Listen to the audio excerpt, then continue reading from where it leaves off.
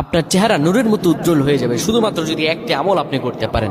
অজু করার সময় পানি যখন আপনার চেহারায় দিবেন, আপনার চেহারায় পানি দেওয়ার সময় শুধুমাত্র একটি দোয়া আপনি পড়বেন, আপনার চেহারা থেকে মেস্তা, ব্রণ এবং চেহারার বিভিন্ন রকম কালো দূর হয়ে যাবে এবং চেহারার সৌন্দর্য এবং লাবণ্য ফুটে উঠবে এবং চেহারায় যেন নূর চলে আসবে ইনশাআল্লাহ।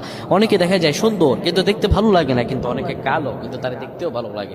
এটি হচ্ছে আল্লাহ তাআলার পক্ষ থেকে একটি রহম। চেহারা সৌন্দর্য বৃদ্ধি পাওয়া আল্লাহ তাআলা দোয়া কবুল করার মাধ্যম, চেহারা সৌন্দর্য বৃদ্ধি পাওয়া গুনাহ মাফ হয়েছে এটার মাধ্যম। প্রিয় ভাইরা আমার, এটা অত্যন্ত গুরুত্বপূর্ণ আমল, সকলেই করবেন। যখন আপনি অজু করবেন, অজু করার সময় পানিটা যখন চেহারায় দিবেন, ওই পানির মধ্যে 3 বার পরে ফু দিবেন।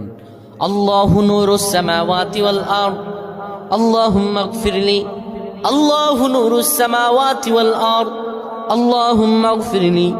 এই দোয়াটি 3 বার পরে সেই পানির মধ্যে ফু দিয়ে পানিটা চেহারার মধ্যে লাগাবেন। আমার আল্লাহ আপনার